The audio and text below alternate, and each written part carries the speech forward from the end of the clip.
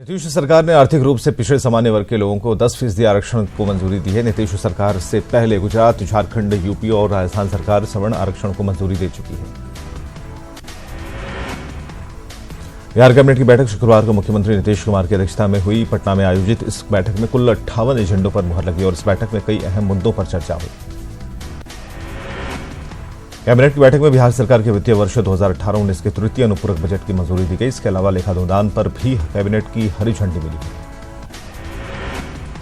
Cabinet की बैठक में मंत्री, उपमंत्री और राज्य मंत्री के आवासों की साज सज्जा भत्ता में वृद्धि करने का फैसला लिया गया। मंत्री को 6 लाख, उप मुख्यमंत्री को 5.5 लाख और राज्य मंत्री को 5,75,000 रुपए का साज सज्जा भत्ता मिलेगा।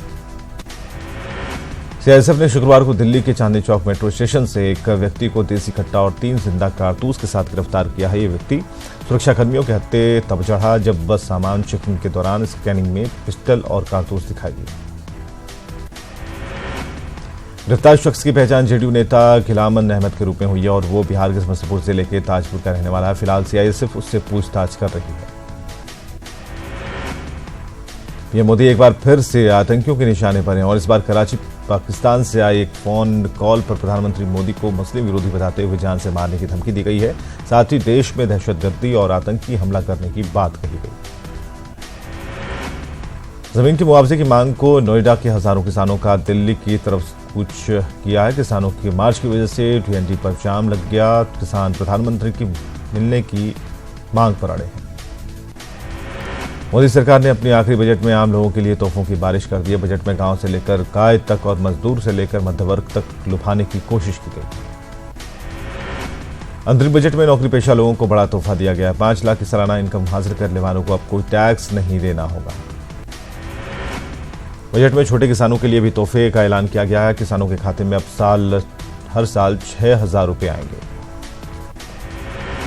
पीएम ने बजट की तारीफ की है। मोदी ने कहा है कि यह बजट देश को मजबूत करने वाला है। इससे गरीबों को शक्ति मिलेगी और किसानों को मजबूती मिलेगी। अंतरिम बजट के बाद नवादा में बीजेपी कार्यकर्ताओं ने जश्न मनाया। पार्टी कार्यकर्ताओं ने इसे आम लोगों का बजट करार दिया। कृषि मंत्री प्रेम कुमार ने अंतरिम बजट को किसानों और आम लोगों के लिए फायदेमंद बताया। उन्होंने कहा कि बजट से चौतरफा विकास होगा। जेएमएम ने केंद्र सरकार के बजट को आम आदमी को ठगने वाला बजट बताया है। पार्टी ने बजट को लेकर आरोप लगाया है कि केंद्र सरकार का यह बजट चुनावी बजट है।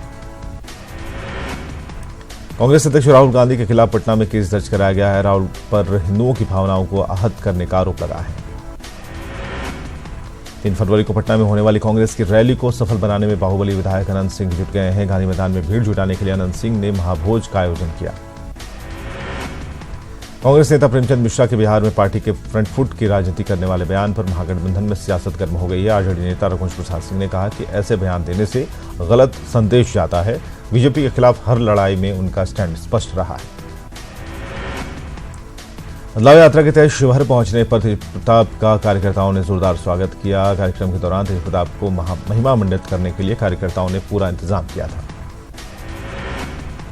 बीजेपी ने तेज प्रताप यादव की बदलाव यात्रा पर करारा हमला किया है। मंत्री राम नारायण मंडल ने कहा कि तेज प्रताप राजनीतिक तौर पर बेरोजगार हैं।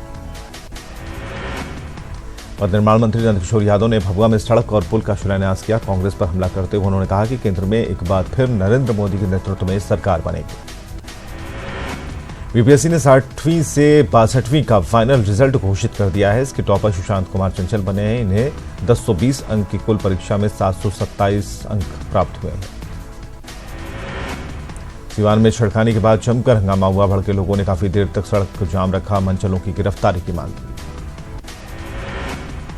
सरसा पुलिस ने चोरी की 15 बाइक बरामद की है। गाड़ियों के इंजन नंबर और चेसिस नंबर से छेड़छाड़ की गई है। इस मामले में एक गैरेज संचालक को गिरफ्तार किया गया है।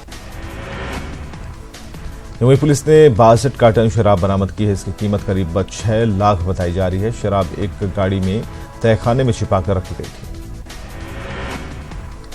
रामगढ़ की बीडीओ को सस्पेंड किए जाने के खिलाफ लखीसराय में वार्ड पार्षदों ने प्रदर्शन किया और सरकार के खिलाफ नारेबाजी करते हुए निष्पक्ष जांच की मांग की। जीआरपी ने 2 बच्चों को चाइल्ड लाइन को सौंपा है। पश्चिम बंगाल के रहने वाले दोनों बच्चे भटककर स्टेशन पहुंचे थे। सासाराम के एम्बुलेंस कर्मचारी हड़ताल पर चले गए हैं, जिससे मरीजों की परेशानी बढ़ गई है। एम्बुलेंस कर्मियों ने सरकार के खिलाफ नारेबाजी की। मुजफ्फरपुर का बैरिया बस स्टैंड गोलियों की तड़तड़ाहट से गूंज उठा। वर्चस्व की लड़ाई में दो पक्षों में गोलीबारी हुई, जिसमें एक शख्स कुंदन सिंह को गोली लगी। बेगूसराय में जमीन को लेकर फिर जंग हुई है। पहाड़चक में जमीन से कब्जा हटाने पहुंचे पुलिस पर लोगों ने पथराव कर दिया। इसके बाद पुलिस ने लाठीचार्ज किया। पथराव में एसटीओ और एसपी को चोट आई है। बगहा में चलती ट्रक में अचानक आग लगने से अफरा तफरी मच गई। देखते ही देखते ट्रक धू धू कर जल गया। घटना उत्तर प्रदेश की सीमा से सटे शलीकापुर रोड की है। पटना पुलिस ने आलमगंज थाना क्षेत्र से 2 अपराधियों को गिरफ्तार किया। इनके पास से देसी कट्टा समेत 2 कारतूस बरामद हुए हैं। दरभंगा पुलिस ने वाहन लुटेरा गिरोह का खुलासा करते हुए चोरी की कई गाड़ियां जब्त की हैं। इसमें 22 ट्रैक्टर, 1 स्कॉर्पियो, 1 बोलेरो शामिल है। गोपालगंज में छात्र कुणाल कुमार का शव उनके गांव लाया गया। कुणाल के दोस्तों ने ही किडनैपिंग के बाद उसकी हत्या कर दी थी, जिसे गिरफ्तार किया गया। एक बार फिर बीएसवी का कारनामा सामने आया है। बगहा में एक छात्रा खुद को स्वस्थ साबित करने के लिए बोर्ड के चक्कर काट रही है। इसे बिहार बोर्ड ने दिव्यांग बना दिया है। समस्तीपुर में एक बार फिर न्यूज 18 की खबर का बड़ा असर हुआ है। सदर अस्पताल में गुरुवार को परिवार नियोजन जागरूकता शिविर का आयोजन किया गया था, जहां एक्सपायर्ड दवा रखी गई थी। न्यूज 18 पर खबर दिखाए जाने के बाद डीएम ने मामले के आदेश दिए हैं। कुर्सेला में कोसी नदी पर बने पुल के क्षतिग्रस्त होने के बाद जाम की समस्या से निपटने के लिए भारी वाहनों को दुमका और बांका में रोका जा रहा है। साथ ही बड़े भारी वाहनों को मधेपुरा और सहरसा के रास्ते निकाला जा रहा है। गया बाजार समिति में 2 दिवसीय कृषि प्रदर्शनी सह यंत्रीकरण मेला का आयोजन किया गया, जिसमें किसानों को विभिन्न तरह की जानकारी दी जा रही है। यहां बिहार सरकार की तरफ से घोषित 76 में से 74 कृषि यंत्र की खरीद पर सब्सिडी दी जा रही है। बोधगया के बीएमपी 3 में सेना में भर्ती की प्रक्रिया शुरू हो गई है। कल अरवल और लखीसराय के अभ्यर्थियों ने हिस्सा लिया, जिसमें बहाली के पहले चरण में दौड़ की प्रक्रिया की गई। बिहार अभियंत्रण सेवा संघ की मांगे नहीं माने जाने पर 9 विभागों के इंजीनियर 6 महीने से फरवरी से बेमियादी हड़ताल पर चले जाएंगे। 6 महीने के लिए भागलपुर संयुक्त भवन परिसर स्थित विश्वेश्वरैया भवन में अभियंत्रण सेवा संघ ने प्रेस कॉन्फ्रेंस कर जानकारी दी। पूर्वी चंपारण जिले के संग्रामपुर प्रखंड क्षेत्र की महिलाएं आपूर्ति पदाधिकारी के खिलाफ सड़क पर उतरी और डीएम ऑफिस के सामने धरना दिया। आक्रोशित महिलाएं अधिकारी को हटाने के साथ ही डीलर के खिलाफ कार्रवाई की मांग कर रही थी। भागलपुर दुमका अंतर्राज्यीय मार्ग से पशुओं की तस्करी रुकने का नाम नहीं ले रही। पिछले 2 दिनों के भीतर 2 कंटेनर से बैल और भैंस की तस्करी का भंडाफोड़ हो चुका है। बेटा के अम्हारा में स्थित आईआईटी पटना के परिसर में annual techno culture fest Anvesha 2019 की धमाकेदार शुरुआत हुई।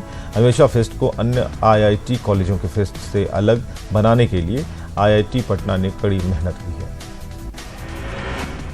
भागलपुर के नाथनगर में एक कारोबारी के घर चोरी मामले का पुलिस ने खुलासा करते हुए 4 चोरों को चोरी के सामान के साथ गिरफ्तार किया है।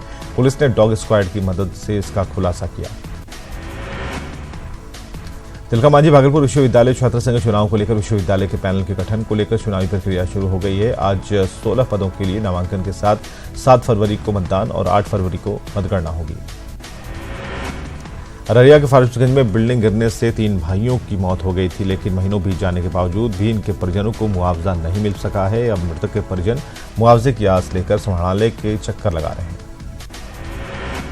बगहा में पुलिस विभाग को जर्जर हो चुकी गाड़ियों से निजात मिल गई है। पुलिस मुख्यालय की ओर से 12 नई गाड़ियों को बगहा जिला पुलिस को उपलब्ध कराया गया है।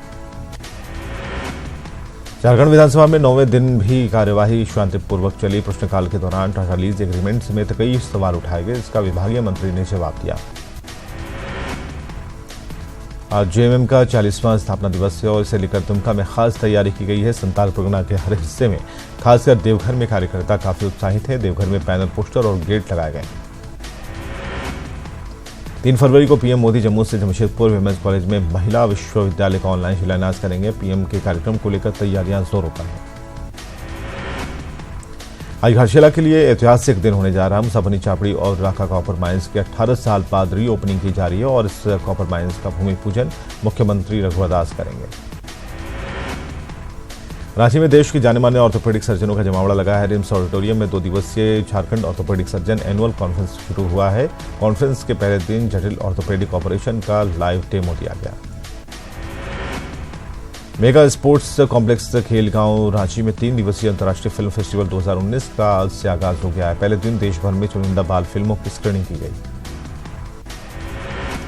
9 फरवरी से भारतीय रेलवे और दक्षिण पूर्व रेलवे द्वारा कोल्हान में फुटबॉल महाकुंभ का आयोजन किया जा रहा है, जो अगले 1 महीने तक चक्रधरपुर के रेलवे स्टेडियम सिरसा फुटबॉल मैदान में आयोजित होगा।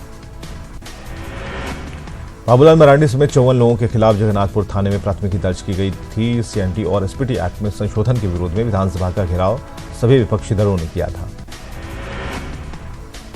आरजेडी का लालू संदेश यात्रा गढ़वा पहुंचा, जहां कार्यकर्ताओं ने शहीदों की प्रतिमा पर माल्यार्पण कर बीजेपी पर भड़ास निकाली।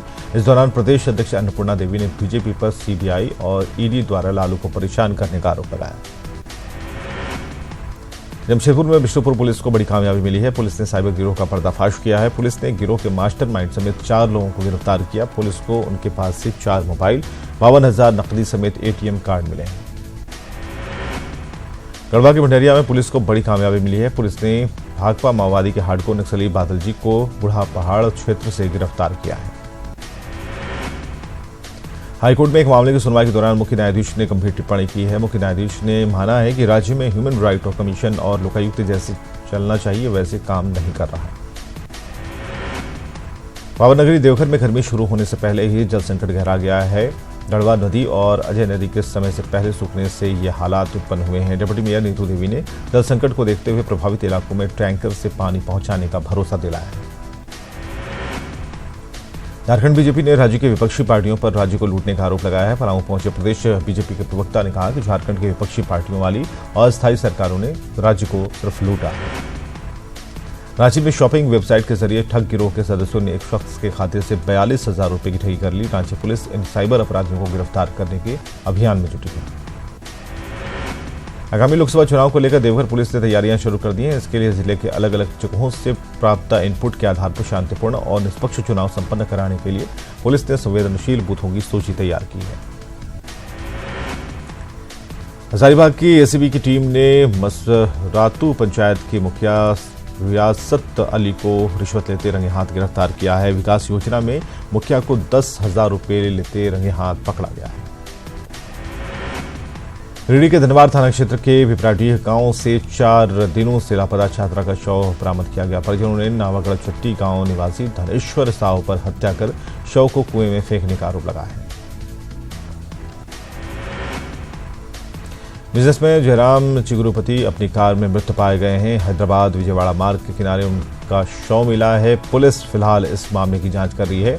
जयराम एक एनआरआई बिजनेसमैन है। बेंगलुरु में फाइटर एयरजेट प्लेन क्रैश हो गया। हालांकि इस हादसे में सवार दोनों पायलट को कोई नुकसान नहीं हुआ है। थोड़ी चोट उन्हें आई है। अस्पताल में उन्हें भर्ती कराया गया है। भारतीय बैंक का 9,000 करोड़ रुपए लेकर लंदन भागे विजय माल्या ने अपने लिए इंसाफ की गुहार लगाई है। माल्या ने उस पर जांच का शिकंजा कसता देख ट्विटर पर अपनी सफाई पेश की है। माल्या ने दावा किया है कि उनके कर्ज से अधिक का पैसा अब तक जब्त किया जा चुका है और इसके बाद भी उन्हें भगोड़ा कहा जा रहा है। अमेरिका के शिकागो में रेल ट्रैक पर जमी बर्फ हटाने और ट्रैक को क्रैक से बचाने के लिए उन पर ही आग लगा दी गई। रेल विभाग ने ट्रैक पर ये आग इसलिए लगाई ताकि ट्रेनों की आवाजाही जारी रहे। रेल के मुताबिक ये आग गैस वाले हीटर से आती है जो ट्रेन के साथ साथ चलते हैं ताकि ट्रैक गर्म रहे। पूर्व भारतीय पेसर जहीर खान ने देश के युवा क्रिकेट प्रतिभाओं को प्लेटफॉर्म देने के लिए स्वतंत्र क्रिकेट लीग द फेरिट क्रिकेट बैश की शुरुआत की है। एफसीबी में 15 साल से अधिक के युवाओं को क्रिकेट खेलने का अवसर दिया जाएगा।